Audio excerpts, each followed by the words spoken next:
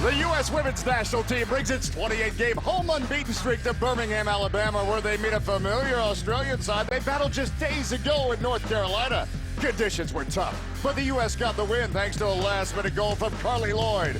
Will the Aussies put an end to the winning streak? U.S. Australia next on FSC.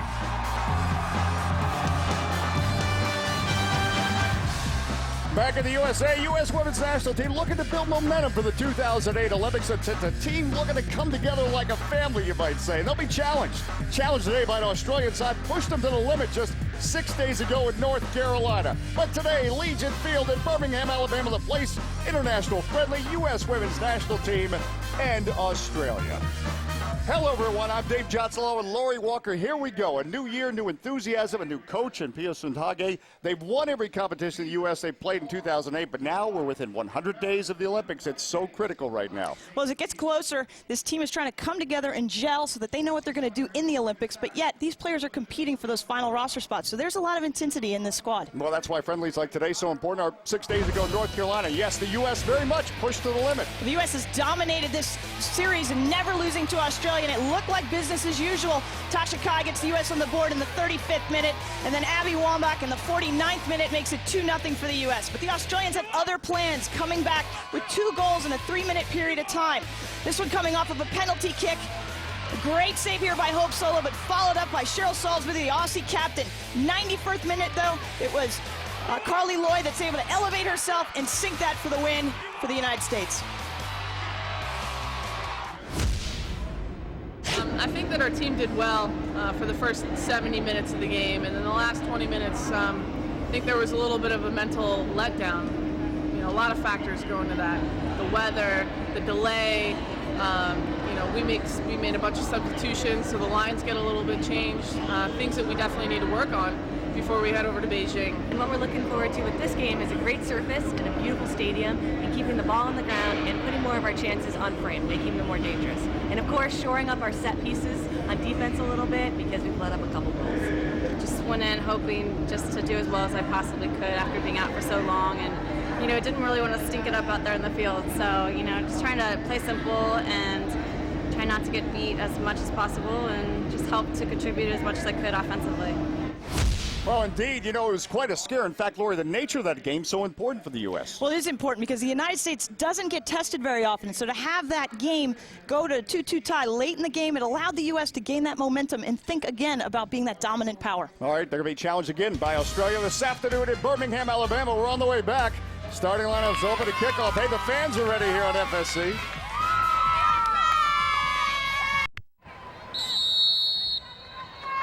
Sandra Serafini, our referee.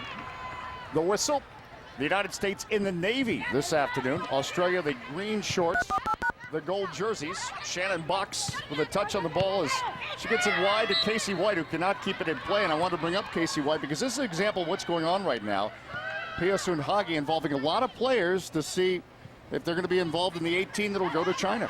Well, this is a little bit different of a system that the U.S. has traditionally played, with looking at now wider midfield flank players. You got Lindsay Tarpley on one side, Casey White on the other. Heather O'Reilly's been moving in that position, and so there's a lot of players that are getting a tryout, if you will, because the U.S. hasn't played with those wide flank players in several years. And again, the Navy jerseys, a new look for the United States team, and they will be the second jerseys for the Olympics along with the white jerseys. So unveiled today. In fact, they were placed in the United States locker room.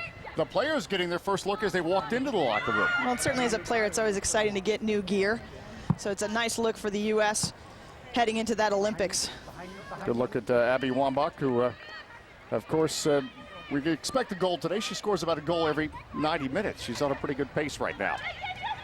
Australian trying to win some possession, but back to Heather Mitz, who can't keep on to it. Nice little back heel by Walsh. Garriock getting forward on that flank, trying to link up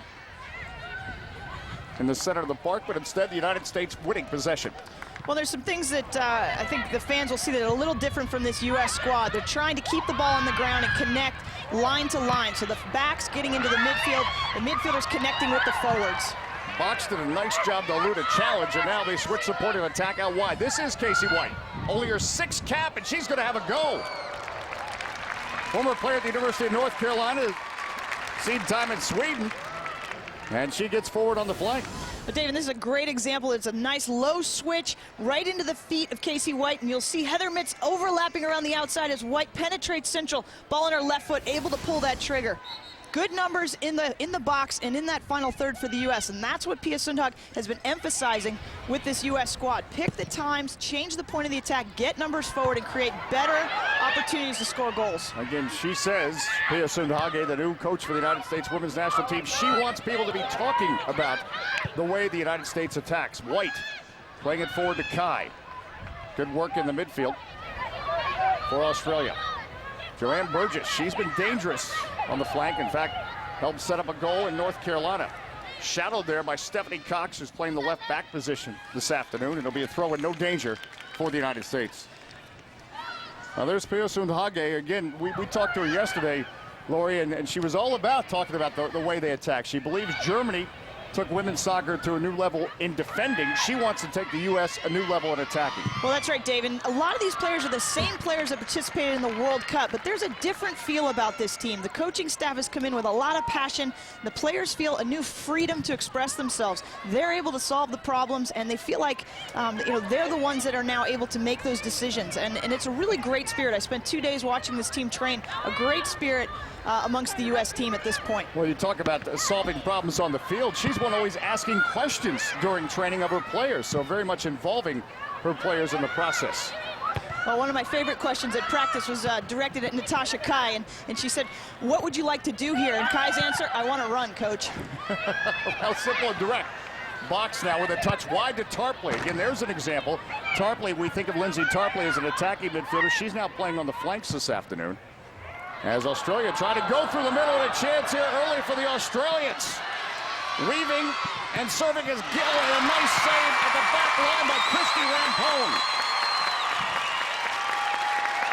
Sarah Walsh the opportunity, but Rampone is able to clear it off the line.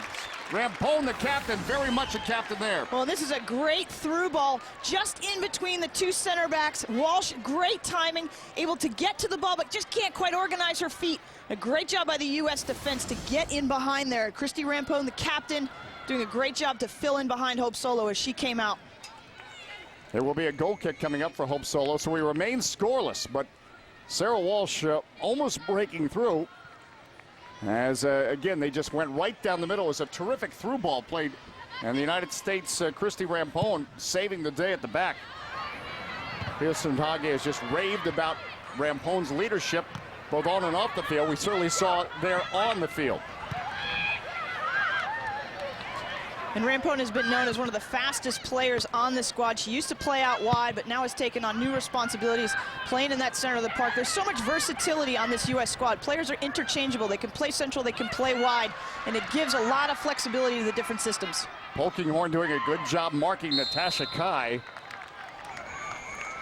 As Natasha Kai really challenged by Claire Polkinghorne, one of the central defenders for Australia. A foul is called. We'll get a free kick coming up for Australia. When you get to see, again, Natasha Kai just wants to run. She tries to cut the ball back, doesn't quite have her feet organized. This surface is going to be a bit of a challenge. It is a turf surface. It's got ground rubber as well as sand on it, and so the ball is going to react a little bit differently than what Tasha Kai likes, and that's just the ball to get out in front of her. So a throw-in coming up for the United States here in Birmingham, Alabama. Tasha Kai, her first ever goal was against Australia in the Peace Cup in 2006. In fact, it was her first ever start for the U.S. women's national team.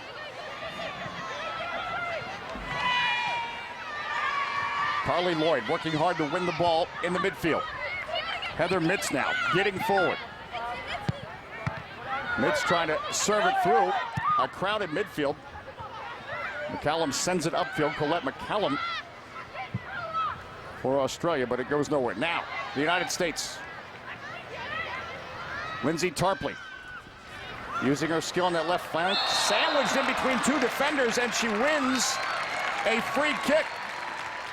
Joanne Burgess, the midfielder, tracking back, part of that defense, and now a free kick to the United States. And this is what the new coaching staff is looking for from these wide players. Take on artists, be willing to go forward, be willing to take that risk. Keep an eye on the back post, number 20, Abby Wambach, the obvious person here for this service, but as well, Shannon Boxx is deadly in the air. Carly Lloyd will serve it up for the United States. Lloyd now sending it in, back post. And again, you called it. Abby Wambach was crashing to that back post, but it sails wide. Here's a look. Well, set pieces continue to be part of what the United States is working on. Service is the key. Yes, that ball was in a dangerous spot, but the runners weren't able to get there. Carly Lloyd's got to pull that ball out just a little bit and give the opportunity for either Boxx or Wambach to get her head on the backside. No score between the United States and Australia as we just get going this afternoon again. Just tuning in, these two teams played in Cary, North Carolina. It was a wild one. They had about a 58-minute weather delay because of rain and thunderstorms and lightning. So again, they play it over the top, and this is a dangerous ball. At the back, though, sorting it out once again is Rampone. She's called on to sort it out as they keep looking for Sarah Walsh over the top. Colthorpe playing the ball in the center of the box, and nice challenge there by Tarpley to win the ball. Carly Lloyd now on the counterattack. You have Kai central. Polkinghorn did a good job. Claire Polkinghorn is stuffing that out for Australia. Heather Garriock, the youngest Australian, reach 100 caps. A brief touch on the ball is now Casey White getting forward for the United States. Mitz. This is Kai. Good to see Mitz back on the field. It was about a year ago. He suffered a torn ACL. It'll be a throw in the United States. Dave, you're right. It's great to see Heather Mitz back. She had a tough tear last year. Actually, we did that game against Canada. We take a look at Tom Sermani up in the stands, an elevated perspective there. In these friendlies, it's a good position for him to get up high so that he can see sort of the formation and see where the spacing is, both for his own team and the U.S. Fantastic coach and has a lot of ties here to the United States. Was an assistant coach in the WUSA as well. Was the head coach in the third year with the New York Power. So he's very familiar with these U.S. players. Collette McCallum now. Again, a diagonal ball. And that was a good idea, looking for Heather Garriock getting up that left flank. But instead, the United States has it well sorted out.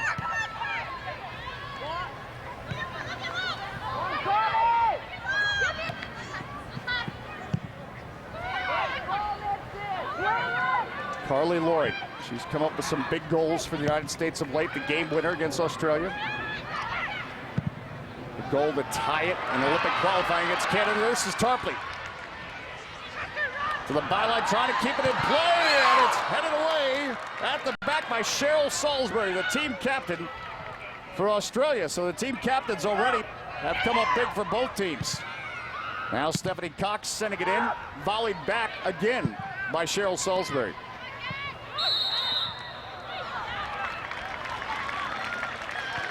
Imposing defender for the Australian national team, and she was challenged. What a great job by Lindsay Tarpley. Used the outside of her foot just to keep that ball alive. Again, on the turf surface, the ball is going to move a little bit faster than what the players are used to on the grass. And so great job by Tarpley just to get something on that and keep that ball in play. Just a wonderful piece of skill by Lindsay Tarpley. But good defending as Natasha Kai. This cross is not going to go where she wants it to go. As again, Abby Wambach was prowling right there at the 6, but it will be a goal kick coming up. I had a chance to chat with Lindsay Tarpley yesterday and talk about, her position and what her role is on this team as she's pushed out wide. She hasn't played in that position for the U.S. since 2004. She likes to say that her versatility is important. She just wants to be on the field. She doesn't care where it happens. Her traditional role is more of an attacking midfielder in a pinched-in 3. And so for her, she's got a lot more space to work in out there, and I think it's a great role for her. Australia to get a throw it. It's been this U.S. team giving fans reason for excitement again excitement again for Sarah Walsh, as she has been very active up top for Australia. They're known as the Matildas. McCallum plays it central. This is Gill. Colthorpe. They try to knock it through the midfield, but Carly Lloyd has that well read. She's well challenged, keeps possession, but wins the foul. It'll be a free kick for the United States. Well, and I think you're going to see a lot of this. It's the possession in the midfield that the United States is really trying to establish. This Australian team, though, was one of my favorites to watch out of the last World Cup. They had not won a game going into that World Cup, and they were able to advance into this quarterfinals with a win and 2 ties. And much of their play was on late goals, like the U.S. had to deal with last week in Cary, North Carolina. There's a lot of heart, a lot of passion in this young Australian team. Well, they're Garriock again as they get forward. Gill tried to get on to it this time. But a big applause with good reason. Capt Whitehill getting on to it. Of course, she's from right here in Alabama, Birmingham, Alabama, her hometown.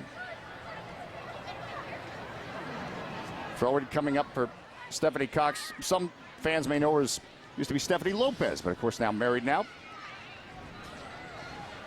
Doing very well for the U.S. Team. So of course got more playing time last year, especially when Heather Mitts went down with injury. Very versatile player at the back. Heather Garriock, nice turn on the ball. Lloyd defends well, and then a foul. Lloyd, good positional defending there, and a free kick coming up for the United States as a result. Well, and this is the piece that Coach Sundhage really talked about when she spoke about Carly Lloyd. Carly Lloyd has matured a lot in the last year, and her willingness now to defend has also helped to open up Shannon Boxx. Shannon Boxx used to be the defensive hub. She just sat in there as a defender in front of the back 4. Now with Lloyd willing to do some defending, it frees both players up. And the United States unveiling the navy blue jerseys this afternoon. Casey White trying to keep possession, cannot.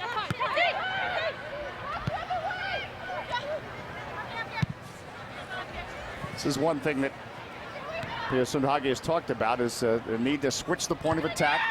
She wants her team to be creative. Ball slotted for Natasha Kai. Polkinghorn pokes it away. The Australian defender. It'll be a throw-in coming up for the United States.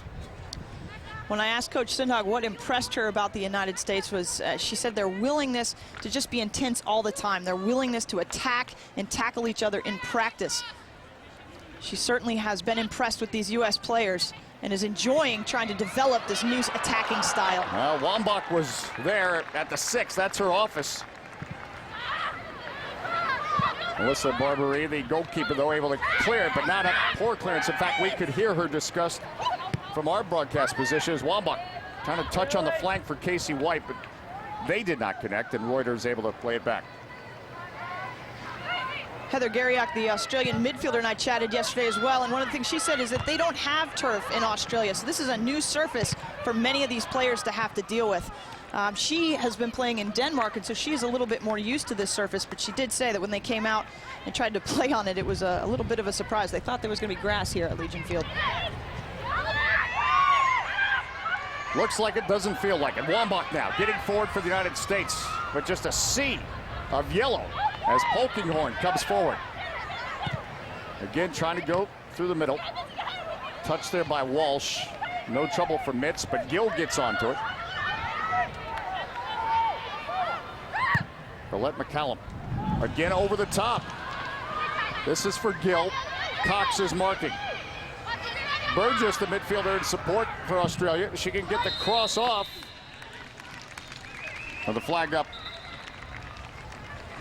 But Burgess, we've seen for Australia, has been dangerous. If they can get the ball wide to her, she could deliver a very effective cross. Well, the challenge right now, Dave, is that there is a lot of space in the midfield that the Australians are able to play these long balls, and the 2 forwards for the U.S. are going to have to track back and try and clog that space a little bit. They're walking in transition, and again, that was not something discussed yesterday at training. It was the work rate of those 2 forwards to kind of shut that space down and double back in the midfield that allows the U.S. to be in a spread position.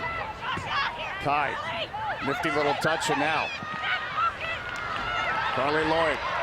Lloyd with the magic, slots it.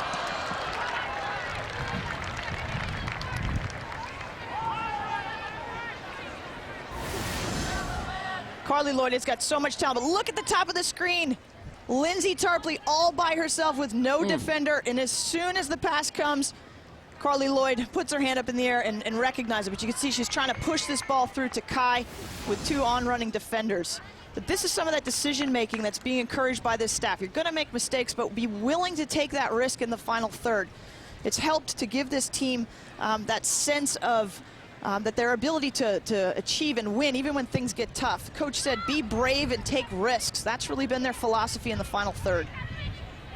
Well, it certainly produced results. As we talked about at the top of the broadcast, U.S. winning every competition they've been in. The CONCACAF Olympic qualifying, the Algarve Cup, the Four Nations Cup. But the big one is the Olympics, and that's what this U.S. team is gearing up for, and they have to come up with a roster of 18 that'll be going to China. This is Lindsay Tarpley. She's got space. Tarpley sending it through Polkinghorne, able to head it down. Boxx leaves it for Lloyd. Nicely done by Shannon Boxx to allow Lloyd to get that left-footed shot off. Well, the chemistry developing between these two midfielders is definitely special. And again, a cross coming in, probably could do a little bit better on that cross, not able to get in behind, but a great job to take that long distance shot. Was one of the things that everyone learned from that World Cup, watching the North Koreans and their ability to hit a ball from 30 yards. That's got to be a part of the U.S. game. That's going to help draw defenses out and give some space in behind for Wambach, for Kai to run onto. You mentioned North Korea. Australia will not be part of the Olympics. In their qualifying, they had to deal with North Korea. North Korea, the victor. As again, they're looking to play those diagonal balls in the center if they can. That was Colthorpe, but no one to run onto it. Well, Tom Sermani, the coach for the Australians, joked yesterday that they're a little bit of a sparring partner for all of the teams that are in this Olympics. There's 12 teams. They were not able to qualify out of the Asian Confederation. They do not play in the Oceanic Confederations anymore.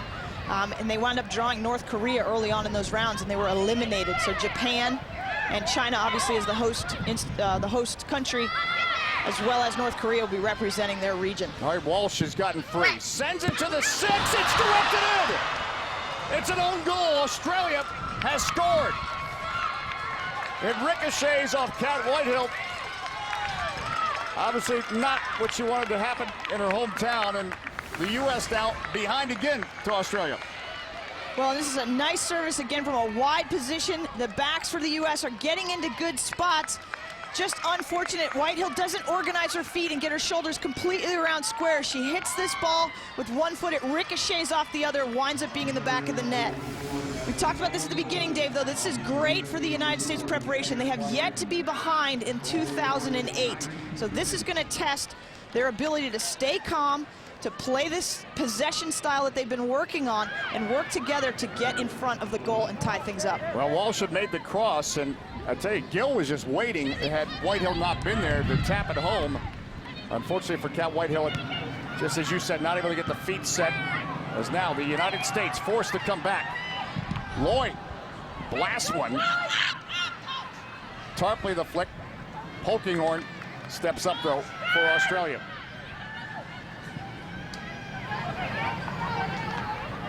Polkinghorne.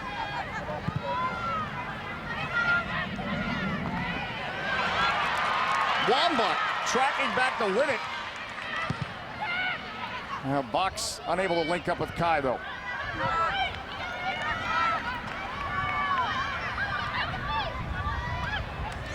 Salisbury will play it back to her goalkeeper, Barbaria, who sends it. Now she was again trying to link up with one of her forwards, Sarah Walsh up top, but it'll be a throw-in instead.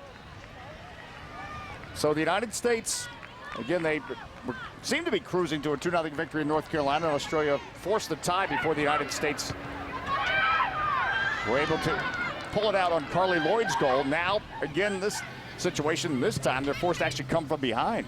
Well, and that's important in preparation for any major tournament. If it's easy all the time, you don't know how your team is going to be tested and how they're going to react when things get hard. So this is a good opportunity to see how the U.S. responds, see if they can settle back down. They've been in possession most of this game, and see if they can find their own way into the back of the net behind the Australians. Well, we might have a card coming up here as Natasha Kai goes down. Polkinghorne, the challenge.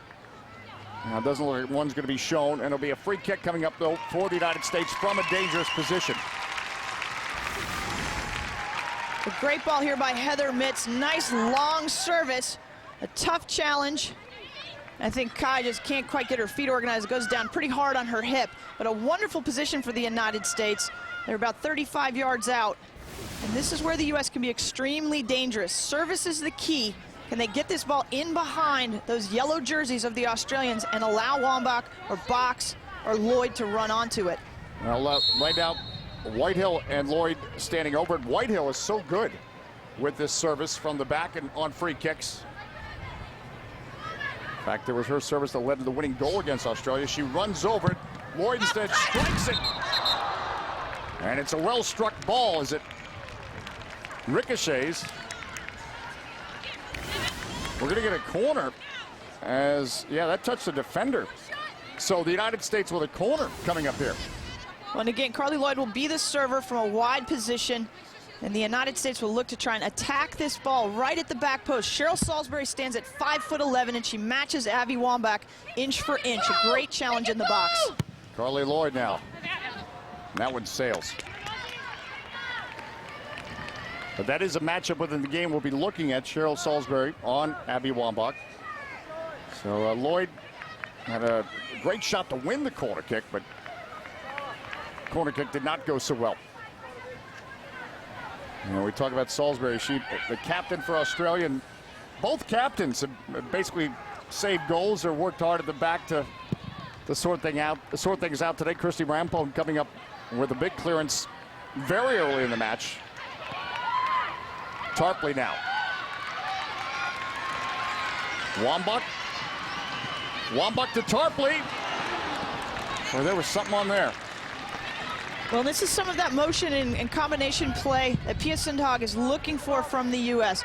Traditional U.S. would be just Abby Wambach pulling the trigger from 20 yards with yellow jerseys in front of her. Now what you're seeing is that they're trying to combine, trying to get that one little extra pass in front of goal. Be a throw-in coming up for Australia as they go back on the attack once again, up 1-0. And McCallum comes storming through. Important time as players vie for spots in the United States. We could see all 6 substitutes once again, as we did on Sunday. Well, there's so many different personalities, and as a coach, what you're looking to do is have some versatility on your bench, as well as some maturity, as well as some players that can change the game. So maybe you've got just a player that's got raw speed and you can put him in late in the game. Australia had that in Lisa Devanna at the World Cup. She's not here with this team right now. She's still back playing with Sweden, but she was that type of player that could just open up the game. The U.S. is looking to fill those same roles. Good defending by Kim Carroll on Lindsay Tarpley. It'll be a throw-in coming up for the United States. Indeed, Devanna not here because of club duty, but Heather Garriock, well, we'll get to that in a moment. Wambach, turn in the box. Wambach still on her feet. Oh, the Natasha Kai back post. But it goes wanting.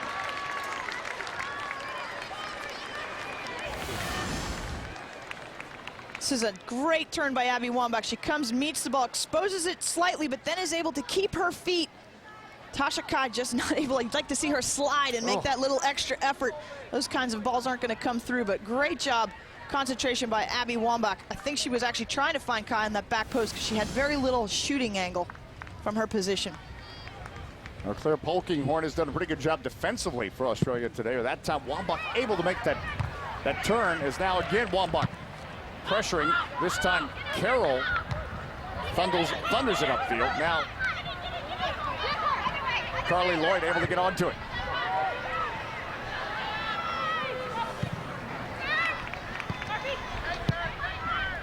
Wambach. Polkinghorn marking. Wambach gets inside instead. Goal kick coming up for Australia. Well, Dave, we've been talking a little bit about this new U.S. attack and some of the components that come into that from Pia Sundhage. She talked about them running and being willing to run at players. And you can see Abby Wambach with her head up looking for different options. Doesn't see a player, so she's willing to shoot that. But you also have technique and making better choices and passing and connecting with players and reading the game. The U.S. has been criticized by Pia Sundhage as being a team that was just too eager to go forward, and they've just got to pick their opportunities a little bit better, and they're going to score great goals. Casey White immediately challenged, but able to flick the ball forward to Wambach. Trying to get up that crowded flank. Natasha Kai gets onto it. Kai gets it over to Tarpley. Tarpley to Wambach. Wambach, Natasha Kai. Well, that was a well-executed piece of soccer in the attacking third. Well, and this is what the U.S. bench is looking for. Sundog is up off the bench cheering, because look at the number of passes. This is right on top of the 18. A great ball across to Tarpley. Wambach senses the pressure, doesn't turn into 3 defenders, and lays the ball off to Natasha Kai. Obviously, Kai's got to do better with that service, but this is exactly the type of decision-making that's being encouraged from the U.S. front line. Shannon Boxx to Lloyd. Tarpley, you've got Cox on an overlap. Instead, central to Wambach. Poking on again, marking. Tie. Cox who's come forward. Getting up for Boxx and Ricky sends it to the net. A goal, Lindsay Tarpley. Tarpley scores. The U.S. equalizes.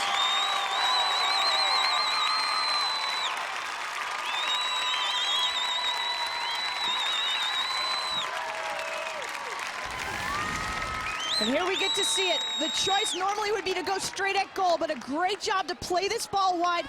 Time to pick up the head and serve, a great choice. Excellent job there on the back post organization. Boxx gets herself up, elevates, ricochets off, and Lindsay Tarpley in a wonderful spot from a wide position. And we see how a defender can get involved in the attack and how that is so important. Stephanie Cox got forward from her left back position. She was involved in the attack. And Lindsay Tarpley, just a lethal finish, and the United States has equalized.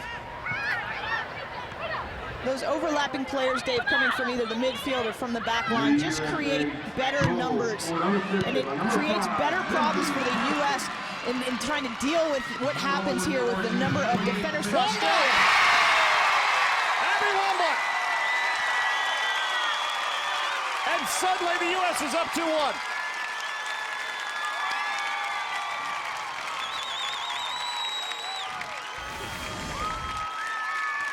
Individual brilliance here by Abby Wambach, willing to face up, gets her hips square, takes one little touch, able to find the space right between Barbieri's legs here. Great job, though, by Wambach to square her shoulders and be willing to take on the defenders. That's one of the things the United States was missing at the last World Cup, that willingness to take that risk and beat a player one-on-one. Well, this game is now turned to 180. The United States trailing 1-0. Has gone ahead 2-1. And we told you, Abby Wambach, it's a goal about every 90 minutes, so she continues to stay right on pace. Well, that was her 94th, and she's quickly approaching that 100-goal mark. Look out, Burgess. This is Walsh. Walsh trying to cross it, but Cox got there. Good defending by Stephanie Cox. So goal kick for Hope Solo. So the United States again responding to the challenge. This time they were behind, unlike last game when they were tied with Australia. Natasha Kai trying to get onto it. Australia with numbers back. Kim Carroll, in fact, defends well.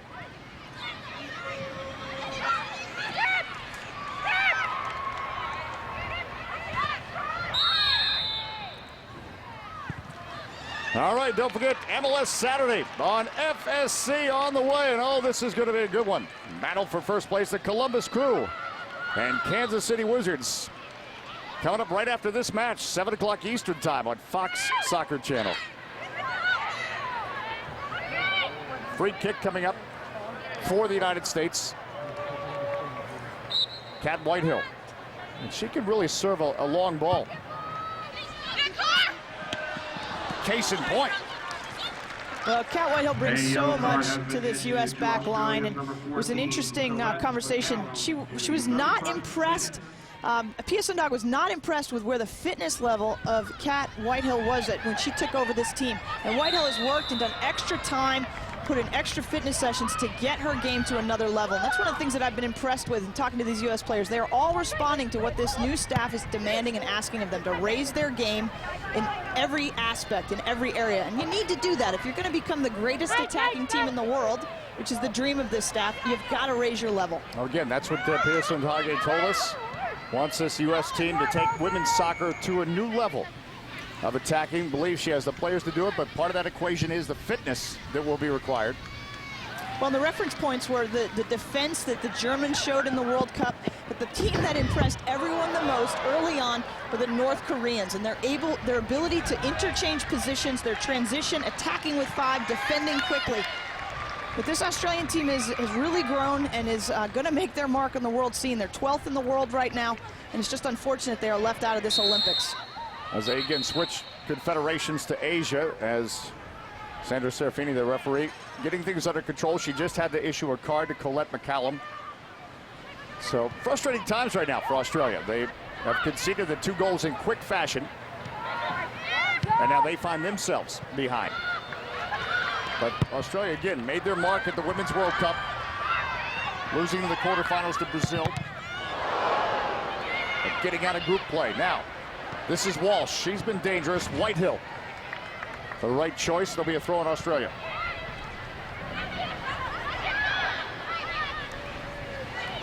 Shannon Boxx just tackles it away.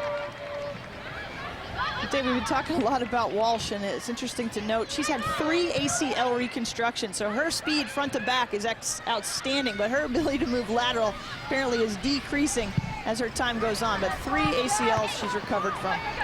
Well, we saw early on in this match her ability to just go direct right up the center of the field, so important. As Natasha Kai, Salisbury's marking. Kai gets sandwiched between Garriock and Salisbury. It'll be a free kick coming up from the United States in a dangerous position. Well, this ball just kind of gets caught up between them, but Salisbury is just so strong. And again, leaving a little bit of a mark there. I think Kai is easily pushed off the ball right now, continuing to work on her strength. But I don't think Kai's ever going to win that battle with Cheryl Salisbury at 5'11". Whitehill sending it in. Easily headed away by Kate Gill. Get on this ball. She's looking to try to get it somewhere between the 6 yards out, 12 yards out, right? Well, there's been a lot of criticism over the recent years of the service choices of the U.S., and it's got to continue to improve and get better. There's so many goals at the international level that come from set pieces. That ball's got to go in behind all the yellow jerseys, but not so far behind that the goalkeeper can get on top of it. Wambach coming through, and a chance there for Shannon Boxx to give the U.S. a 2-goal lead, but it goes over the bar. Off of a throw in, the ball settling down. Wambach doing what she does best, using her head. A great job there by Shannon Boxx to come forward and be in a dangerous position. She's got such a strong shot. Her vision is fantastic, and I like the fact that this new U.S. team is asking more of her. Get her forward, not just let her sit and be a defender in that midfield. She brings so much, not just the leadership component, but there's so much that she brings to this squad. Foul called on Lauren Colthorpe, so the United States will get the free kick. 34 minutes in. Now the United States falling down in this match. Now back on top, 2-1. Good ball in a dangerous spot. Casey White comes crashing through. Melissa Barberie is able to get onto it. And is pressuring with Shannon Boxx. Now Garriock plays it central. Ball played down the middle for Walsh. Garriock, can she get the service off? Oh. Missed kick by Whitehill is right there was Gill. Gill now posting up in the box, but fouling, so it'll be a free kick for the United States.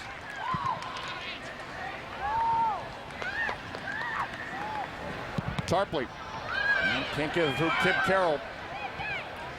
The challenge the U.S. is going to have to deal with if they're going to play with their midfield, doing overlapping runs and exposing themselves a little bit, is being calm and settled in that transition. I think the U.S. has a tendency to try and step to the ball when they should just drop, and allow the play to develop a little bit. And you can see the U.S.'s back line is a little frazzled right now, especially between the 2 center backs. Carly Lloyd looking for Kai.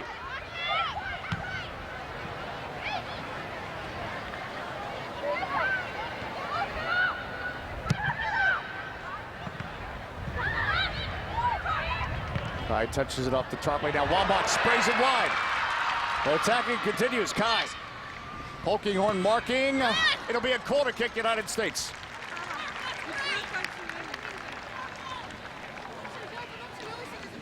More chances, Dave, to see the connection between the midfielders, with Tarpley coming in wide.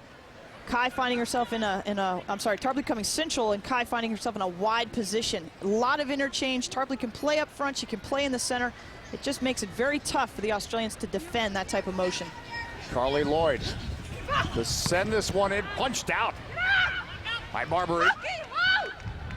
Mitz trying to get onto it for the United States. A throw-in though for the team in navy blue. And unveiling those jerseys for the first time today. And we'll get a whistle, a foul on the United States. I think Wambach posting up gets called for the foul. Free kick for Australia.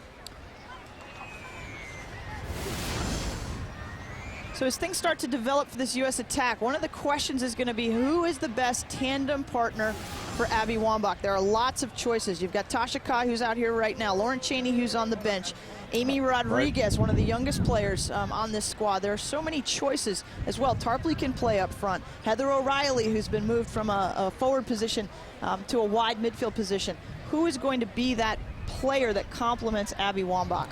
Melissa Barbery, the goalkeeper's down for Australia. That's why the delay. It's interesting, Laurie, about a year ago we were talking about, all right, who was going to go up top with Christine Lilly, who's out on maternity leave now, and Abby Wambach. So it's always about finding some combination to work with at least Abby Wambach. So let's see, Melissa Barbery is being tended to by the athletic trainers. Watch this cross, and she's in heavy traffic. Yeah, it's tough to see. Barbery comes out in that traffic and does a pretty good job to handle that. She's coming out into a fairly high space. She's out around 6 yards. She had a fantastic World Cup and really helped to keep the Australians into this game. Lydia Williams, we just took a look at. Lydia Williams would come in. She played on Sunday in Cary, North Carolina. Both teams, we should point out, have adjusted the lineups a little bit from Sunday because they want to give players a look. Marbury is up. And as you talked about that, the United States trying to sort things out of the back. Well, on Sunday was Christie Rampone and Kate Markgraf back there now. Capt Whitehill central. In the middle with Christie Rampone, the team captain. Look at Abby Wambach, who, boy, her goal was, that's just the confidence of a goal scorer. And Stephanie Cox, she was involved in the other goal as well with a nifty cross. Well, and you've got a player like Lori Kolupny who's not on the bench for this particular game. She played every single minute in the CONCACAF qualifiers and has really done a nice job to solidify things at left back. So you've got her and Cox that are able to play there. Just so much versatility. Now coming through Gill, the flick right down the middle. They'll let Hope Solo get to it. And an interesting point you bring up about Lori Kolupny. Last year she was in the midfield. So now she's been at that left back position. But still with those attacking skills from that position is now Burgess for Australia. They are in the yellow. We'll get a foul and a free kick, so Australia will get a set piece opportunity here. Almost 40 minutes into the match. Quickly taken. Reuter sending this one in, headed down by Gill, but no trouble for Hope Solo. Well, and again, I think the U.S. has got to tighten up these seams, and that's the space in between each defender. The Australians are able to find that space. Solo almost came out, thought she could possibly get to that ball, but Gill stands at 5'11". Would have been a difficult challenge for her out around 10, 12 yards.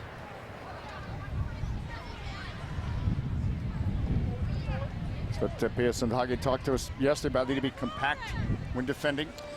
Well, and it's interesting to watch how this team has changed their defense a little bit. They're more patient. They're trying to slide together and create traps at the mid-stripe.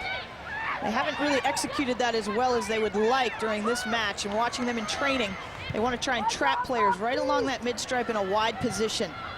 Australia's done a nice job to avoid that space in the field, trying to play balls more central through the midfield.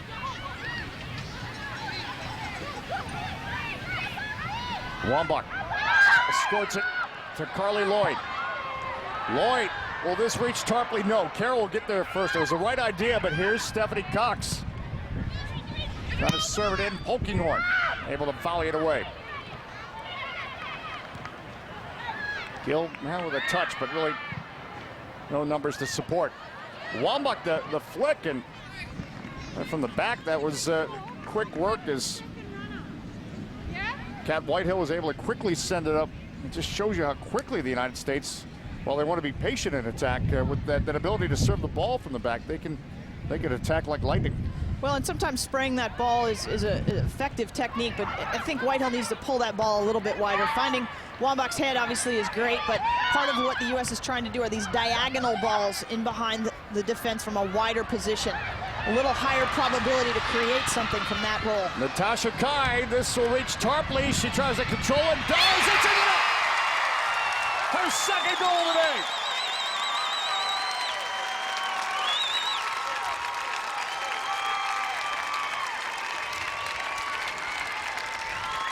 And Dave, that's why the attacking position from a wide flank spot is so dangerous. It's hard for the defense of the Australians to drop back and as well find Lindsay Tarpley on their blind spot. Look at her wide open on that backside, and Tarpley's so special and composed, bringing the ball down, calmly finding the open space past Barbereri. But a nice job. Look at Kai pick her head up, find the proper service, and Tarpley doing a great job shooting across her body to find a nice finishing hole.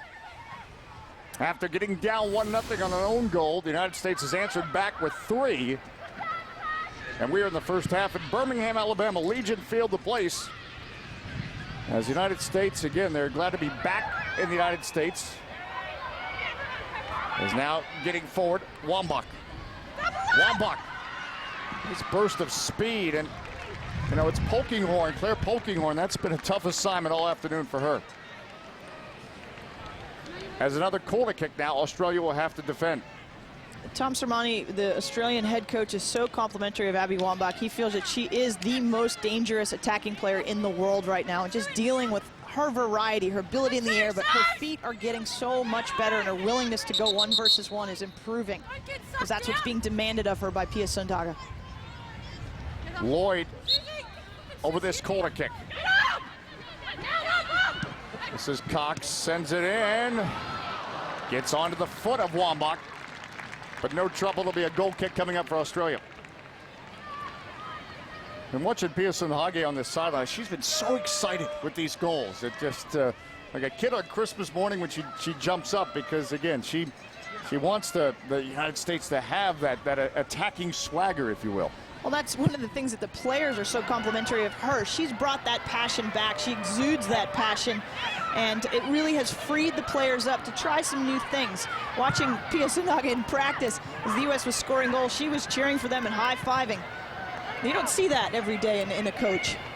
Well, you just hit on a key word. She talked about a player who is not playing today, but could factor in things. Tobin Heath, who's got a lot of playing time, and she said, what I like about Tobin Heath is the passion. She wants all her players to play with that kind of passion.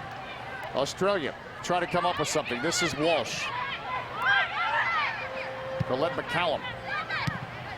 Mitz gets there before Garriock again. Garriock, one of the best for Australia, but unable to get onto the ball. Now. Carly Lloyd. It's a Boxx. Wambach. Nice touch. Slots it for Tarpley. Tarpley's weaving. Oh, Barbereri the save. Tarpley already 2 goals and feeling confident. Well, this is going to build Tarpley's confidence, having not played in a wide position since 2004. She's really doing a nice job commanding that position out on that wide flank, getting on the inside and being somewhat invisible to the outside back there for Australia. Well, she's had a good year, Lindsay Tarpley. 6 goals in 12 games coming into today. Throw in 2 more. That's 8 goals in 13 matches this year. Lindsay Tarpley has been a winner at every level that she's ever played at, whether it was collegiately, on the youth national programs. She has always contributed to her teams being successful. Into stoppage time now here in the first half of play. Wambach, United States looking for more. Polkinghorn is able to knock it away, but Australia needing to defend again. Natasha Kai is down, though, on that play. They may have knocked knees.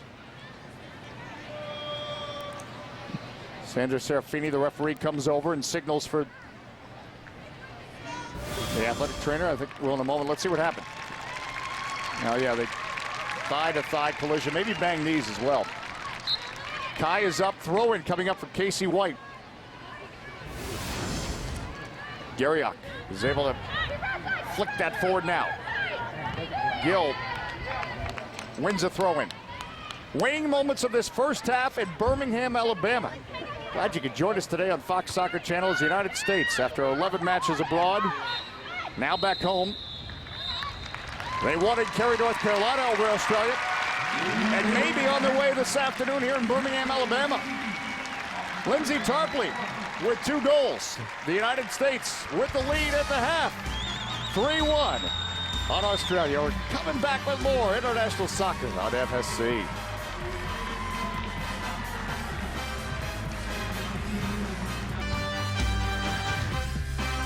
Back in Birmingham, Alabama for this international friendly on Fox Soccer Channel. The United States women's national team on top of Australia at halftime, 3-1.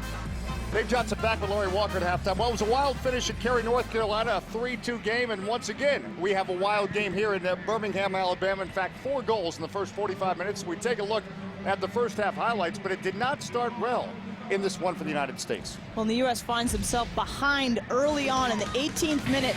A nice ball to a wide position here as Walsh penetrates down the sideline. The U.S. defense just doesn't organize their feet, and Capt Whitehill pushes this ball past Hope Solo. But the U.S. responds quickly, and Lindsay Tarpley in the 22nd minute is able to recreate this opportunity from a wide position. Watches this ball goes across one side, off Boxx's head, and into the back of the net there.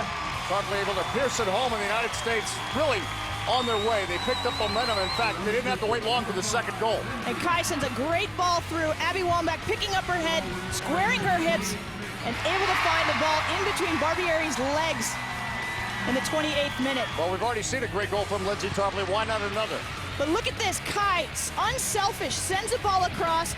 Tarpley does a nice job to bring it down and push it into an open corner.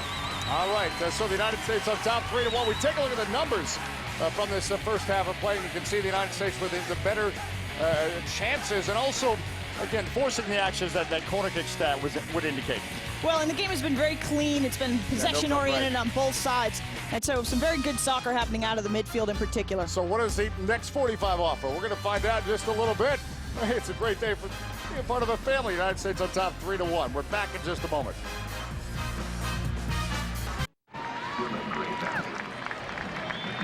A change. Brianna Scurry will play the second half for the U.S. women's national team, and there's a pretty good competition going on for goalkeeper, along with Nicole Barnhart, who's played some key matches for the United States in goal. So that's a very important competition looking ahead to the Olympics. Well, 2 are going to make the squad, and 1 will be the alternate. And Brianna Scurry right now is training very hard. Her fitness is probably the best it has ever been.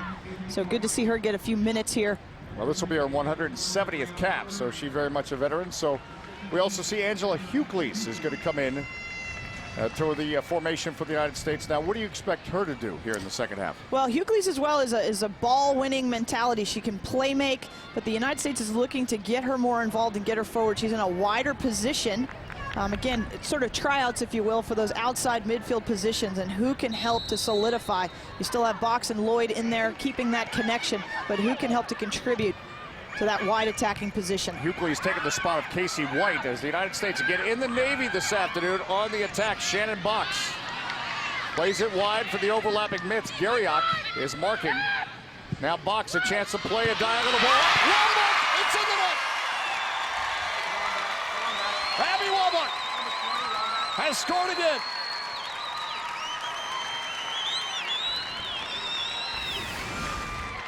The beauty of what Abby Wambach does. Again, look, the ball goes from a wide position to a high position, and a great early service in behind those yellow jerseys. That's what we talked about in the first half.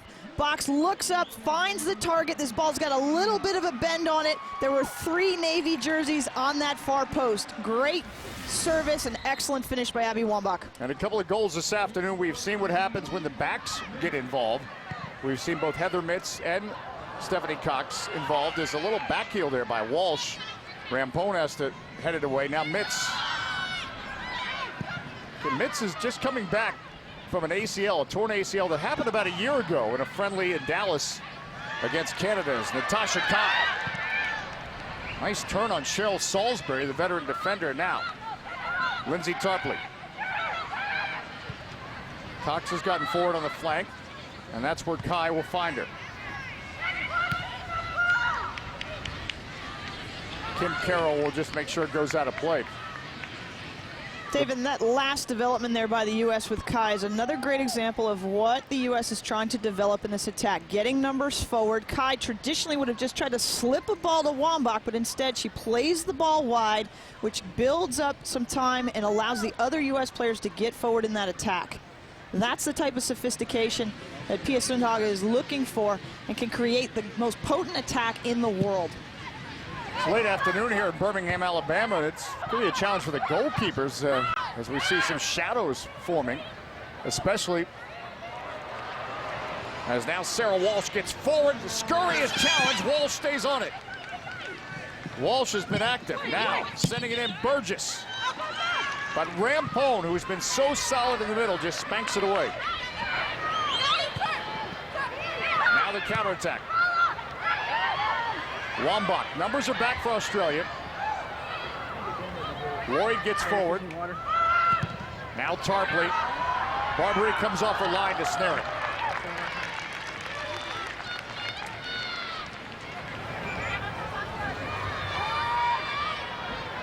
This is Reuter. Whitehill, been the hometown favorite from Birmingham, and you know she had to be so frustrated involved in that own goal, but she has been one of the best for the United States. As again, they go over the top. This has been dangerous. Scurry comes out. Walsh the header. Can she finish it? It's in the net, a goal, Australia. Sarah Walsh has pulled one back for the Matildas. In fact, Walsh crossed the ball on the own goal, and now she scored one that she'll get credit for. Well, a nice long service coming in, and Walsh is able again to split those two central defenders. Just tips the ball up over an on-rushing Brianna Scurry. Bri probably should have held her line there a little bit. I don't think she was able to get to that ball in the exact time that she needed to, so probably should have held to allow the first touch to come off of Walsh and then jumped on it. I would remain seated. We're 3 minutes in here to the second half, and we've seen 2 goals. One for each team. Wambach. Tarpley. Central is Kai. Wambach trying to slot it for Tarpley instead. Kim Carroll trying to sort it out for Australia. This is Gill for Sarah Walsh. Walsh defending is Whitehill, and Whitehill able to deny the cross as Garriock was making a good run on the far flank.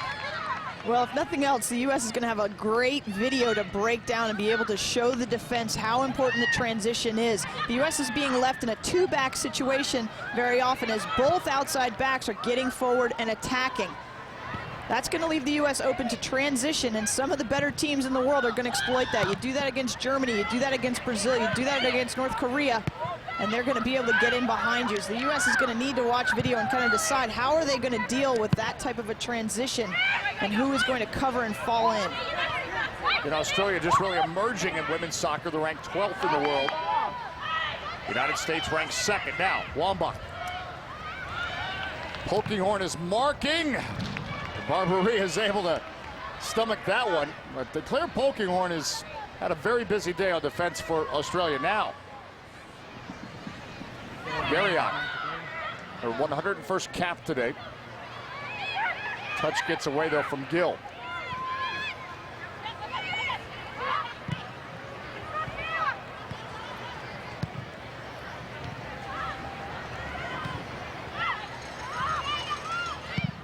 Good possession here from the United States until that pass. They were trying to switch the point of attack.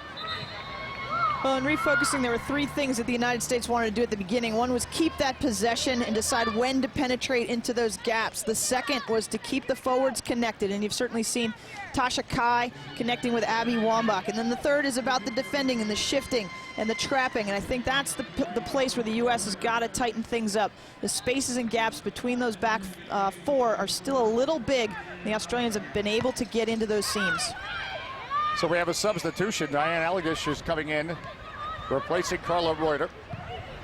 She played in the WUSA, Diane Allegish, is now trying to get forward. In that traffic is Hucles. Lloyd seizes the ball. Carly Lloyd, amazing run. Working on Salisbury, the defender. And finally, Australia able to clear their lines. Now, Whitehill prevents that counterattack that Australia has been trying to execute. Burgess got inside Boxx, and that's going to be a foul just outside the penalty box.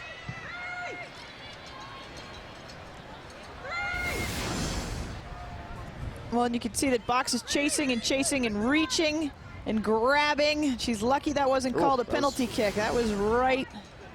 Could almost go either way. Right on the line. Free kick coming up for Australia. They've pulled a goal back here in the second half. Of course, the United States also scoring the second half, so it remains a 2-goal difference, 4-2. Collette McCallum is to the right, and Burgess to the left. Targets to look for here. Cheryl Salisbury, 5'11" on the back post, but McCallum might just strike this herself. Looks like she might try to bend it around the wall. In fact, she does. Tell you what, that was well done by Collette McCallum. McCallum, one of the emerging players from Australia, has been known to be able to find the back of the net on these types of strikes, and you can see that as she strikes the ball, it has a nice dip and a bend to it. A little Beckham-esque there. Yeah, Beckham-esque. There you go.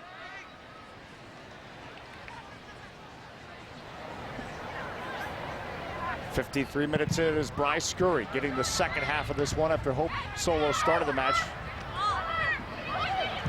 So much for USAvAUS, the coach, to decide as they need this competition ahead of what you might call the big goal, the gold medal at the Olympics later this year. Nice ball by Cox for Kai. Poking on was marking and forced Kai to cross it out of play. Nice example, though, ball going high into Wambach, drop back into the midfield, and then through to Kai. Kai has really developed into being more of a team player. When she started on this U.S. squad a year and a half ago, she was much more of that, just give me the ball, let me run, and just do it on her own. She's now connecting with players and really adding to what the U.S. is able to do with her speed, but continuing to work on her technical ability. Garriock will play it back.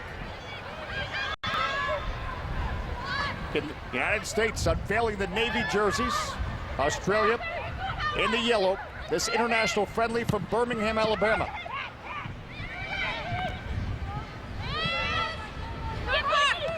Tarpley has 2 goals. The flick forward, and Polkinghorne goes down hard. It'll be a free kick coming up for Australia. So Polkinghorne involved in a collision. The call was a foul. Will be a free kick coming up here for the Australians. Look at the replay. When both players just kind of attacking at this goal, and you can see that Carly Lloyd, no intention there to hurt Polkinghorne, but she was just playing through. Exactly. Again, this was one of the things that Pia Sundhage talked about. But she was most impressed with the United States team when she started to train them at the beginning, was their tackling mentality, their ability to go hard all the time in practice.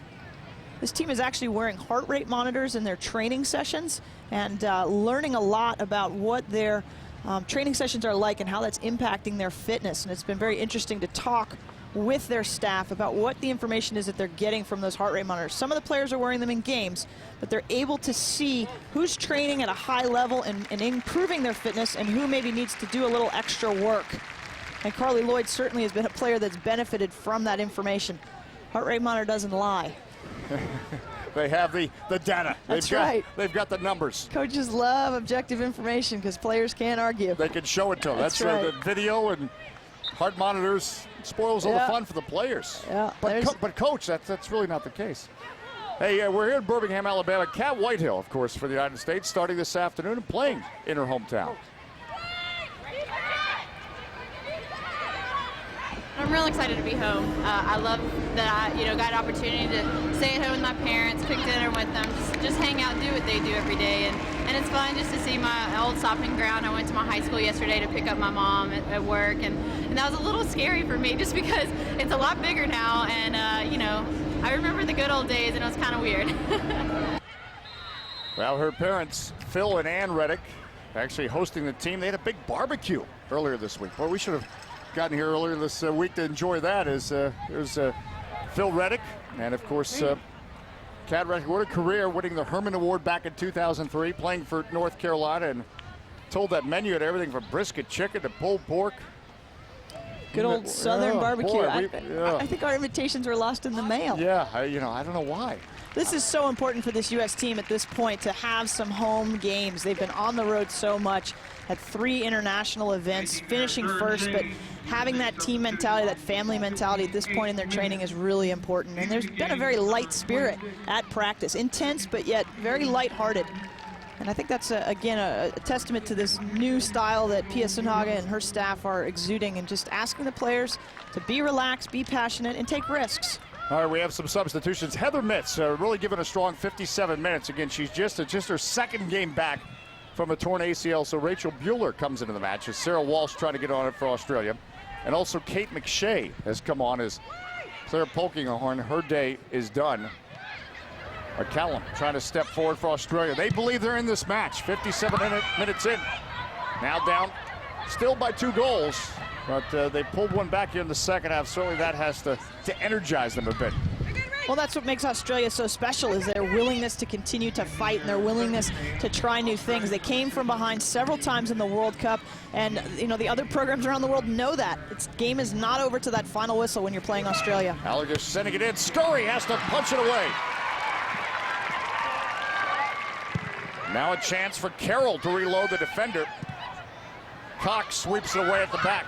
Well, again, speaking of coming back from 2-goal deficits, they did just that against the United States in North Carolina on Sunday when they were down 2-0. Wambach. Getting forward is Rachel Buehler. Garriock is there. Buehler slotting it for Wambach. Wambach trying to get through a sea of yellow, though. And a little miscommunication between Buehler and Boxx there. Boxx, though, does clean it up. Lloyd central to Kai. The back heel for Lloyd. I thought we were going to get a foul. Looked like a jersey tug there by Colthorpe. We're going to set up a free kick instead. Australia the counterattack. And this is Sarah Walsh. And had Kate Gill as an option, but there's a case where you're doing so much individual that your teammates are standing around, and it will be a throw-in coming up for the United States. Well, the U.S. did a nice job there to pinch as the Australians were coming at them in attack. One center back steps up to get some pressure on the ball, and the other 3 have to drop and pinch and close those seams in behind so that through balls can't happen.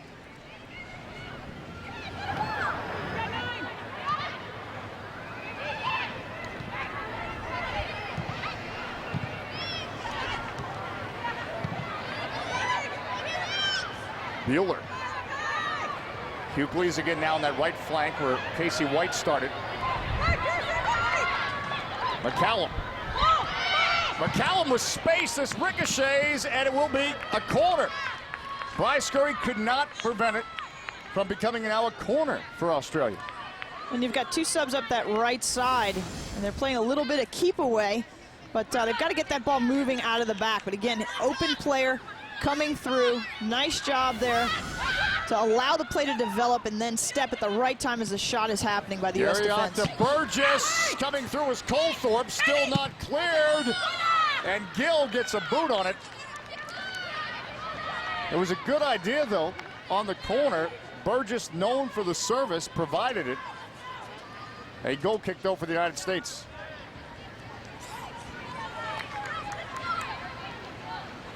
Well, and taking advantage of every set piece for Australia is a way that they can continue to minimize this goal deficit at this point, but they are very dangerous in the air. And that is one of the things that Pia Sundhage was happy to get this game, because it replicates the way the Australians play. Is very similar to how Norway plays. That's the first team that the U.S. will see at the Olympics. They're big, they're strong, they defend well, they defend in a hard space and as a group. So it really gives the U.S. a chance to replicate and see how they're going to interact with that type of a defense. United States in a group with Norway, Japan, and New Zealand at the Olympics in China. Christie Rampone, the captain. Buehler making a run is Angela Hucles, who's come on. Allagish is marking. support from Buehler.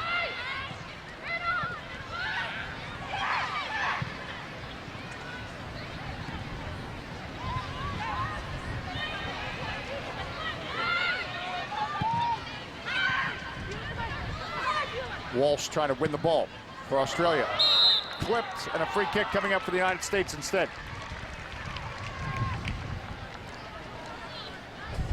Look, just a moment ago, it's Shannon Boxx. She's come back so well from that knee injury of a couple years ago that kept her out for so long. Well, she's been pleased with her emerging role as well, and she said she's had to work on her fitness and pay attention to her heart rate monitor. There's more being asked of her when she just had to sit and be in that central position. Basically, right in that center circle was always where you could find Shannon Boxx, but now she's being asked to overlap and get forward, and obviously she's contributed several assists in this game today, so definitely making her mark and extending her game. Now, one of the best holding midfielders as we look at this foul is Shannon Boxx on the wrong end of things. Or actually no foul, just the collision with Colthorpe of Australia. One of the best holding midfielders, but as you were just saying, not really in that role anymore. She has the ability to go forward. It's more of a tandem, a teamwork between her and Carly Lloyd central in the midfield. Yeah, the U.S. has dropped Lloyd from a back-to-pressure position as an attacking mid and put the two side by side, so both are facing the game and in much more of a flat position, and that's really helped both players to be able to get forward as well as interchange in the defense. Throw-in coming up for Stephanie Cox. 4 goals this afternoon for the United States. Again, one of the storylines we'll watch with this U.S. team now under the direction of USAvAUS May is she wants people to talk about the way they attack. Right now they have to defend though. Burgess. Coming through. Colthorpe, it's in the net! Lauren Colthorpe has made it a 1-goal game.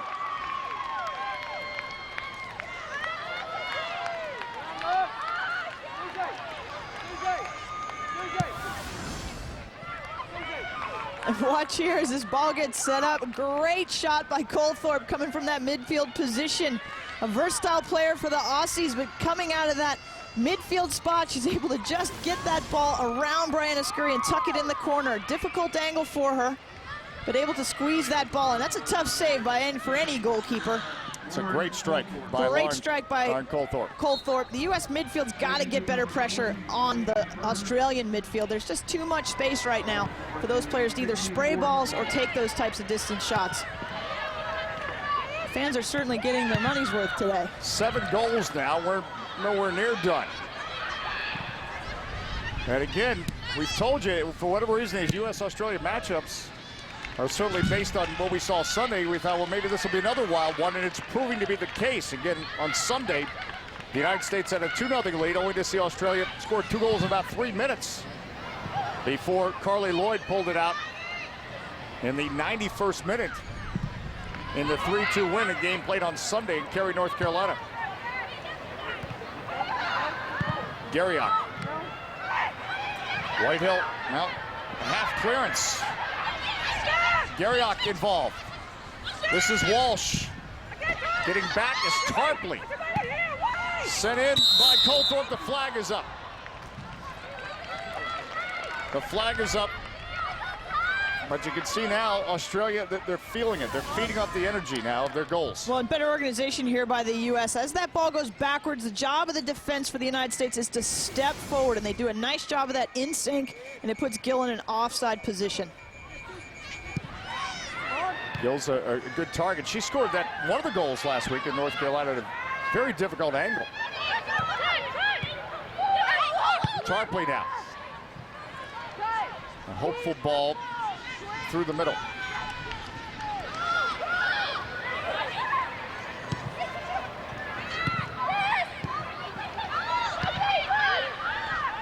Now some possession for Australia.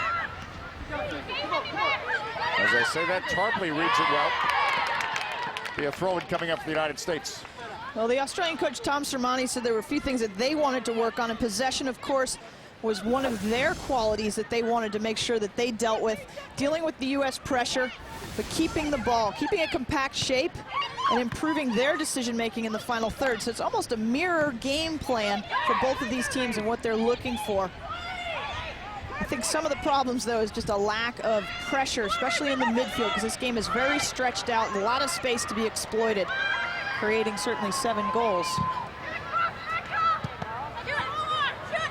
Lindsay Tarpley now for the United States.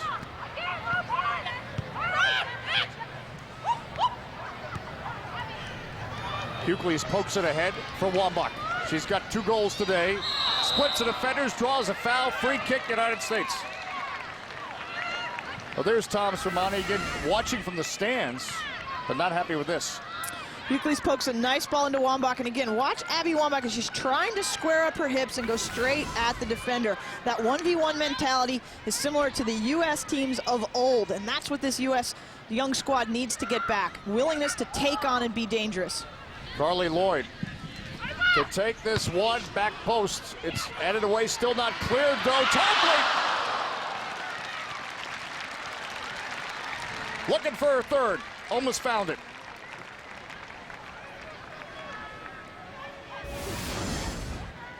Cheryl Salisbury does a great job here with Abby Wambach, both of them standing above 5'10". Boxx keeps it alive, and there she is again. Lindsay Tarpley in the right place at the right time.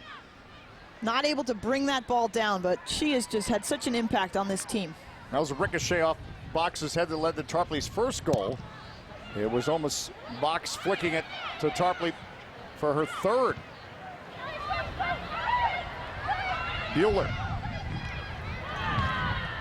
Be a throw-in for the United States. 68 minutes in here in Birmingham, Alabama. Hucles. Oh, that was a good idea to try to spring Natasha Kai. Now the other way, Garriock. Gill, they go central. Walsh touching it back.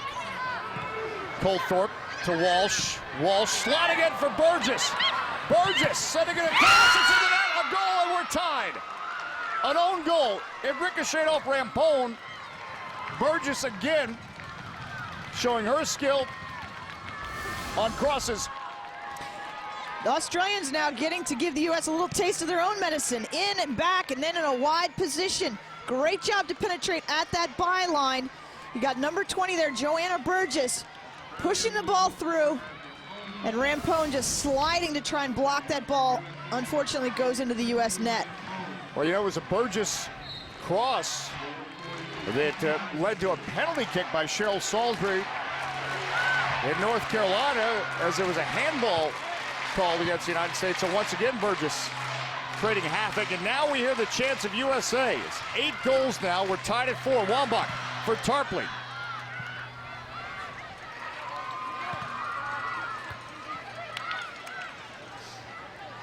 Dave, we've now seen 2 own goals in this match, and usually that's indicative of the backs not getting their position all the way around. You don't want to be facing your own goalkeeper when a cross comes in. You want your shoulders around so that any deflection goes wide of the goal.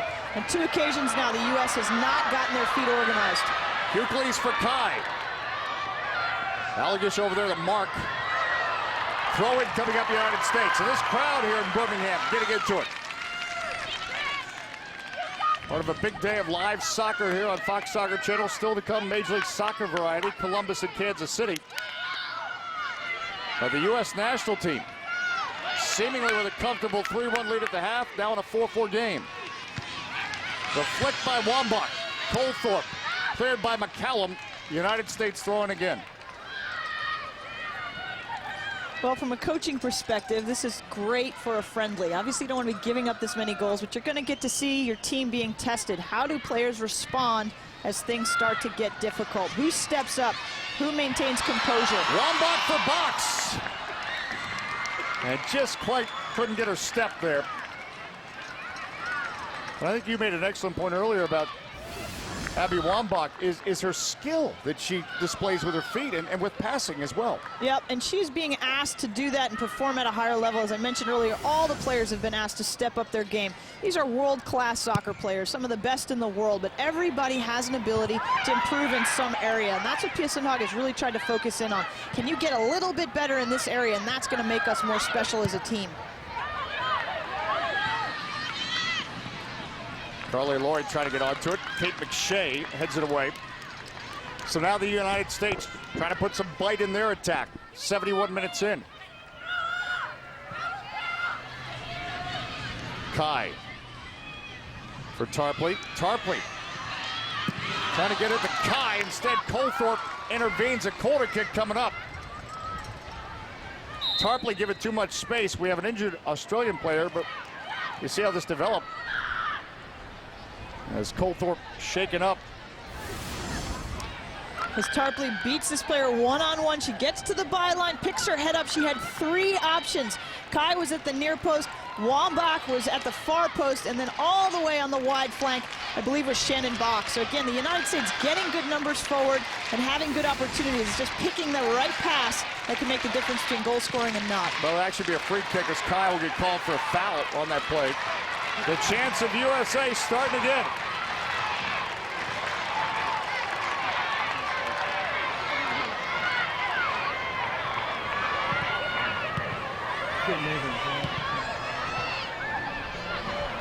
United States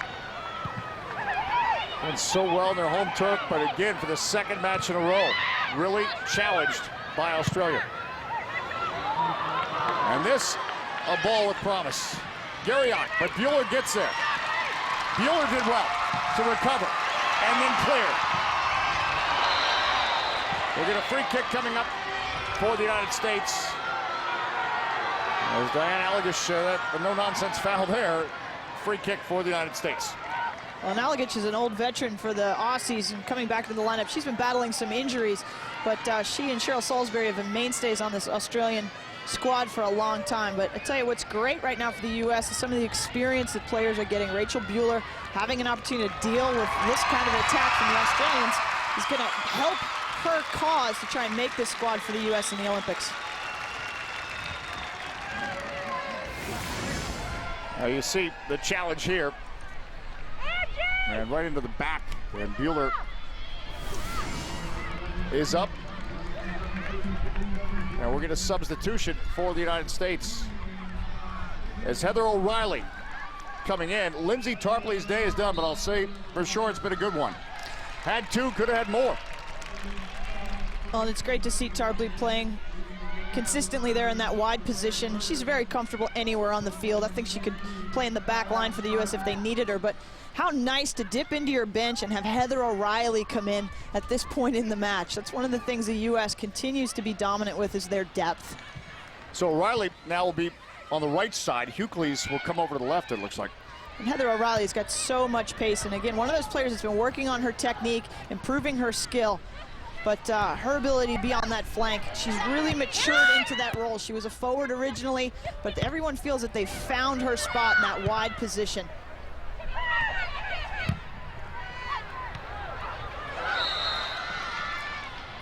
Get a free kick coming up for Australia. All to play for. It's Heather O'Reilly just coming into the match.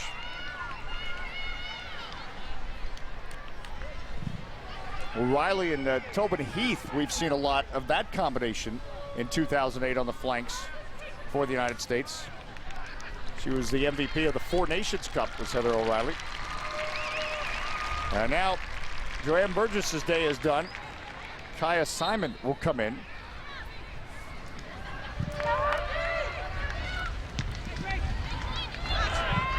So very much Australia thinking attack with Simon coming on, but now counterattack the United States is thinking as O'Reilly, those fresh legs.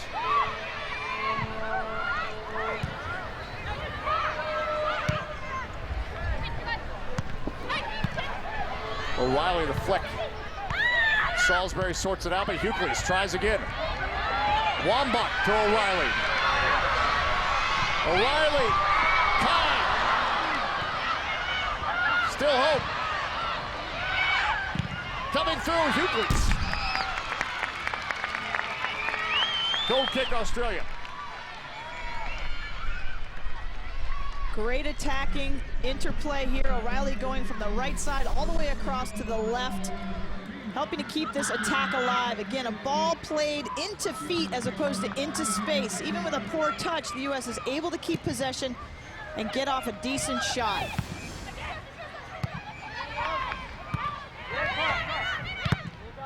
The United States in the navy blue they're wearing today.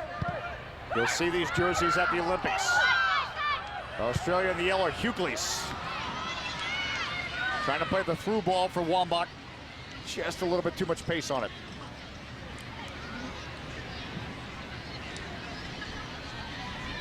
Australia struck first in this game. The United States rallied with 3 unanswered goals. Grabbed the 4th, but Australia now has come storming back. And we are tied here in Birmingham. Simon playing it central to Colthorpe. McShay steps up, Kate McShay. Whitehill gets onto it. O'Reilly spinning. Buehler, the defender's gotten forward, but Kai goes central. O'Reilly! Oh! Heather O'Reilly trying to make her impact coming off the bench. The job of a sub coming in late in the game is to do the work for the other players that have been on the field, and O'Reilly is all over the place. Look as she calls Wambach off this ball. She allows it to drop, strikes it well, but it just skims over the top of the crossbar.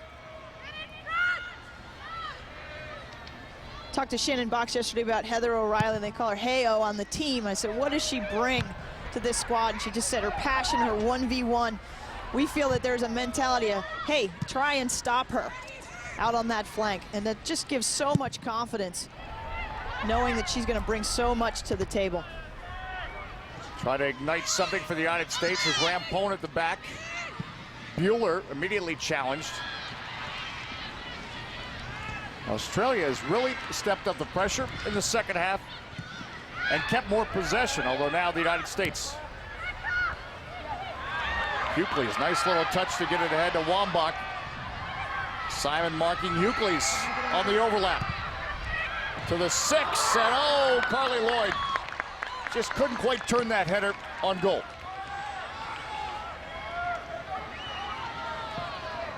Looks like Lauren Cheney is getting set to come in for the United States. Cheney out of UCLA and replaced Natasha Kai. Offers a different dynamic with her in the match. Well, that's one of the nice things about the forwards on this squad right now for the U.S. They are all slightly different. Cheney is very strong. She can turn on a dime. She's clean technically. And so she's going to bring something a little different than Tasha Kai. She doesn't have the same kind of pace that Kai has, but now you've got that pace from a Heather O'Reilly from a wide position. So she's going to be a bit more of a playmaker and just use her body in high positions.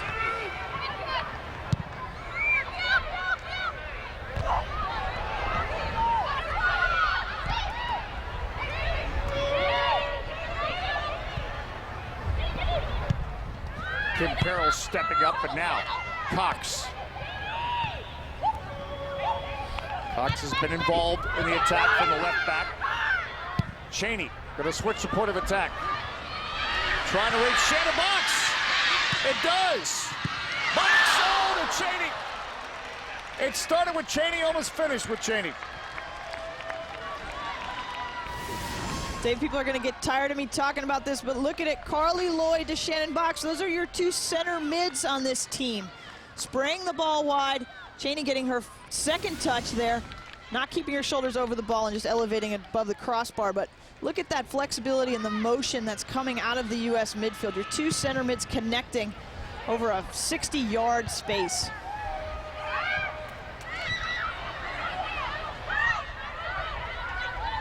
Colthorpe. Simon making a neat run.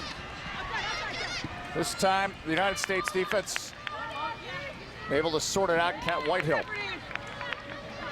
All right, again, on the way on Fox Soccer Channel, the Women's FA Cup Final between Arsenal LFC and Leeds United LFC. That's coming up Monday at 5 o'clock. One of them will have some silverware. Simon drives it right into Whitehill. So now the United States. Simon, number 17 for Australia, is the future for this program. At 16 years old, she's the first player in the program to come from Aboriginal descent. I'm not sure where they find some of these players in Australia. I guess the outback. McCallum, Collette McCallum as Scurry and company have to defend the corner kick. This one's sent in. Hucles got up there. Colthorpe keeps it alive, but really nothing there. 81 minutes, almost 82 minutes in. An Australia team buoyed by a stronger second half. We said at the top of the broadcast, 6 days ago they pushed Tom Sermanni's team, the United States, to the limit. Doing it once again.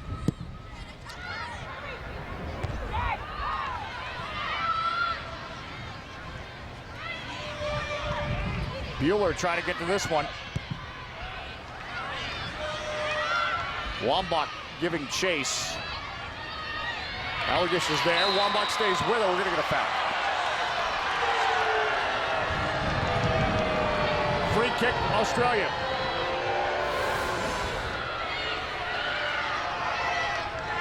See the replay. And there's tugging on both ends. Yeah, both players there kind of tugging and pushing. Allegish and Wambach battling it now. The United States. What can they put together? Is there a dramatic game winner in this offing for the United States? And if so, how's it going to come?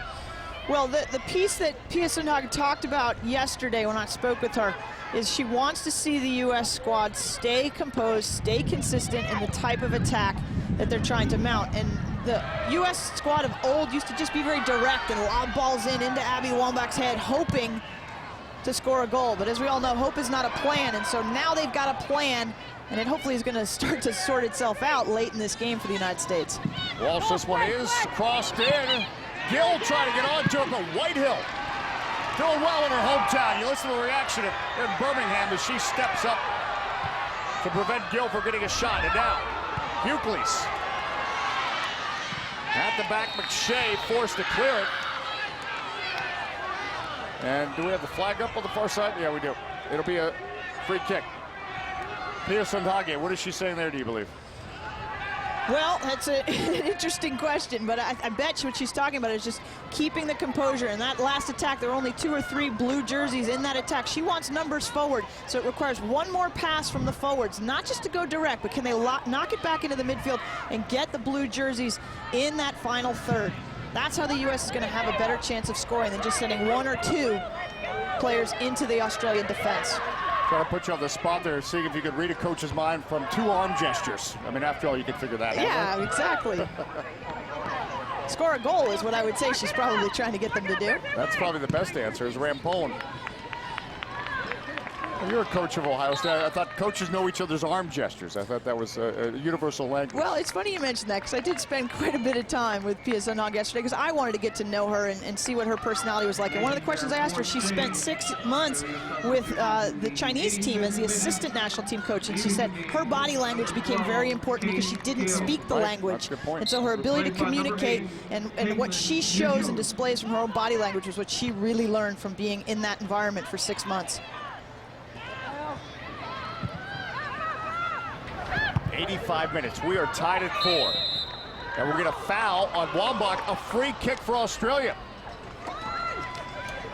That's Salisbury, Cheryl Salisbury, who'll get, even though a defender has 36, 37 goals now to her credit, gets up limping. Cheryl Salisbury has been the mainstay of this team at 33 years old. She is the captain. She actually didn't train over the last 2 days because she said it takes a little bit more time for her body to recover, and so she's got to pick her times. So this turf that the team's playing on is going to take its toll on her body tomorrow. McCallum sending it in. I think that was Wambach that cleared it. Now, the United States, is there a counter? Carly Lloyd trying to get to it. Instead, Walsh into space. Garriock will pressure Whitehill. It'll be a throw-in for Australia. The work rate of Australia, they should put some heart monitors on them in the second half, has really increased. Well, this is what I enjoyed about covering this team at the last World Cup at 4:30 in the morning. I was watching the Australians play, and they're very dynamic, and they've got huge heart. Walsh. They're extremely well coached. Tom Sermanni made so many great adjustments in that World Cup to keep his team alive and advance to the quarterfinals. Well, that went off the boot of Whitehill. It's a corner kick. Sarah Walsh has just been, I think pesky is the word. this afternoon for Australia.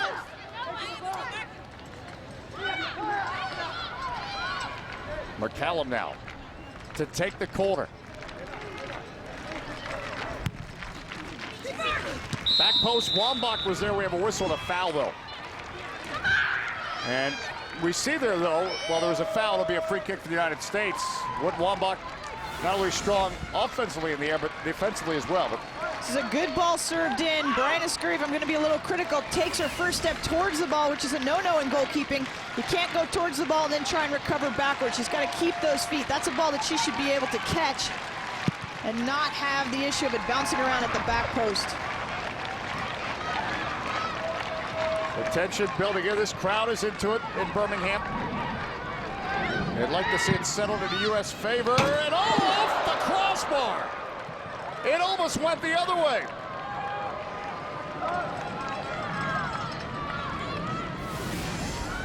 I believe Colthorpe again striking deep in the midfield. Great hit here by Colthorpe. Just cracks this. Look at it as it's dipping. Brian Scurry does a great job to elevate herself. She's 2 or 3 yards off her line. Lucky that didn't just dip down. The bar at that point was her friend, but a great shot by Colthorpe. Simon over the top. Trying to split the defenders was Caitlin Munoz, who's just come into the match for Australia. The United States now 88 minutes in, tied at 4. Lauren Cheney. Wambach gets onto it. Heather O'Reilly, save. Barbary with the steady hands.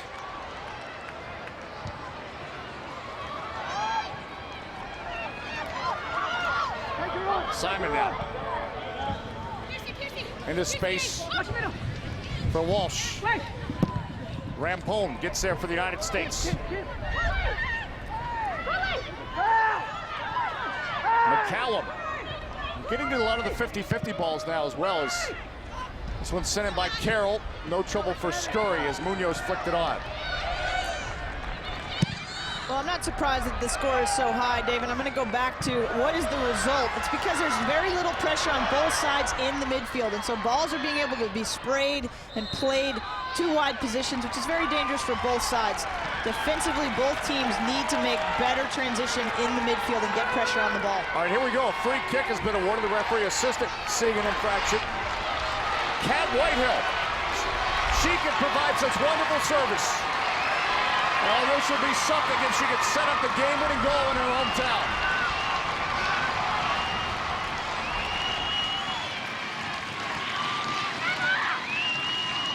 Whitehill. And that one gets away. But she is, make no mistake, she's one of the best at the set pieces and serving balls from the back. In a busy day on Fox Soccer Channel, live soccer action. Columbus Crew, Kansas City Wizards on the way, but we're not done here in Birmingham. We're told 3 minutes of stoppage time. And you got to believe it's going to be go for goal on both ends. Well, it'd be interesting because I think the Australians felt that the result would have been fair as a tie last week. And certainly for the Australians, a tie at this point would be a victory. And so they're going to try and hold off and get that tie. It would be only the 3rd time that they've tied the United States. Obviously, if they can pull out a win, they'd be thrilled. But that's progress, and that's closing the gap, which is happening all around the world. The level of women's soccer is just continuing to improve. But the way Australia's approached it these last 5 or 6 minutes or so, they really try to attack.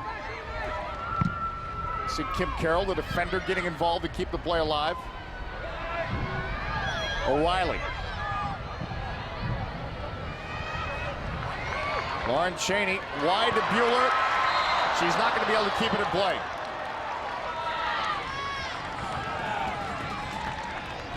Three minutes of stoppage time, we're told, just about a minute in.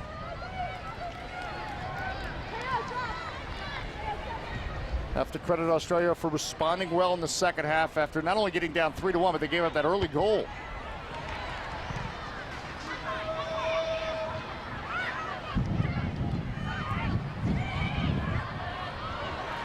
Boxx slotting it. Now I guess she'll just make sure to keep her Barbary is able to come up with it.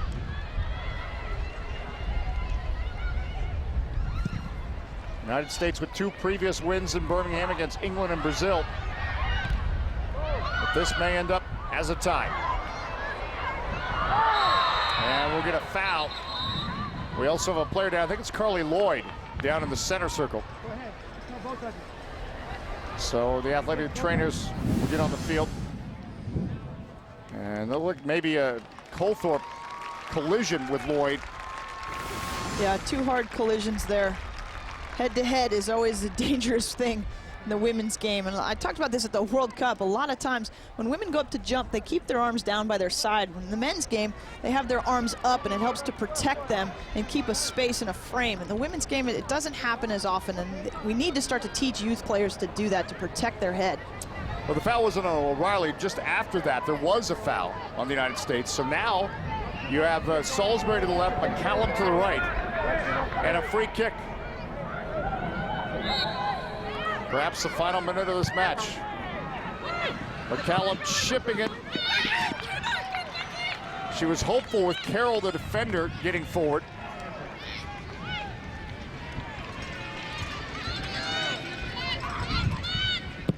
Some really good things have happened in this game for the U.S. to build on. Their attack has been solid. It's been consistent. Certainly their ability to possess the ball and move from left to right. But I do think the defending for the United States is going to need to tighten up and improve. And certainly video from this game will help to show that and see where those pockets and those seams are being created and exploited. United States not done yet. Wambach, turn for Hucles into the net. Angela Hucles.